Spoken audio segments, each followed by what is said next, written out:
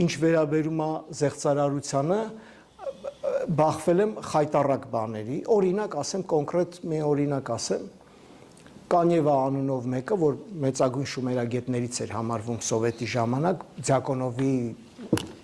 աշակերտներից էր, բան ա գրել։ Մինչ օրս վատ գիրք չի, շումերերի քերականություն գիրք ա գրել, բան։ Թարգմանել է այս Արատայի, հա, Ուրուկի տիրակալը են մեր կարը։ Ասում է ես Արատայում եմ ծնվել, Արատայում եմ մեծացել, Արատայի հալալ կաթն եմ կերել։ Ընդ որում ասում է մի քանի անգամ անընդհատ ռեֆրենի պես ամբողջ պոեմի մեջ դա կրկնվում է։ Այդ բոլոր հատվածներում թարգմանել է որ բան է։ Ես Ուրուկում եմ ծնվել։ Իբր թե տենց է ասում։ Չկա Սովետում մի մարդ, որ այդ բնագիրը ստուգի սեպանշանը թանգարանում, չկա։ Բոլոր պատմաբանները պարտավոր են, ստիպված են,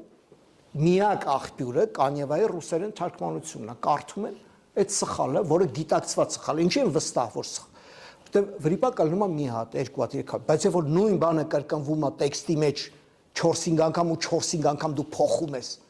Արատա անունը տեղը դնում ես Ուրուկ, սա զեղծարարություն է։ Ավելին, խնդիրն է նա, որ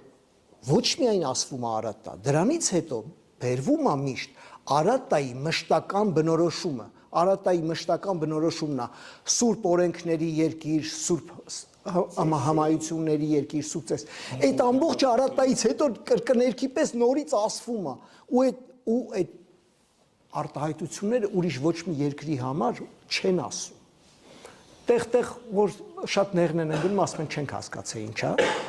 Օրինակ մի հատ ուրիշ տեղ գրած է Սուրհանդակը եկավ հասավ երկիր Ուրուրուդանի քաղաք Արատակի երկիր Ուրուրուդանի գրածը ընդ որում ուր 3 սեպանշան, որ նշանակում է սուրբ։ Եթե բառացի կարդաս, գաղափարագիր կարդաս կլինի սուրբ երկիր։ Եթե վանկագիր կարդաս կլինի Ուրուրուդա կամ Արարադա, որ նույնն է։ Հասավ Ուրուրուդան երկիր, քաղաք Արատա, այսինքն քաղաք Արատան գտնվում էր Ուրուրուդա երկրում։ Այս հատվածը քաղաք երկիր Ուրուրուդա նույնիսկ բնագրից է հանած ռուսերեն թարգմանության մեջ։ Ոչ միայն թարգմանության մեջ ընդհանրապես ոչ մի բան չկա, կետեր է դրած։ Այստեղ էլ ընդհանրապես չկա։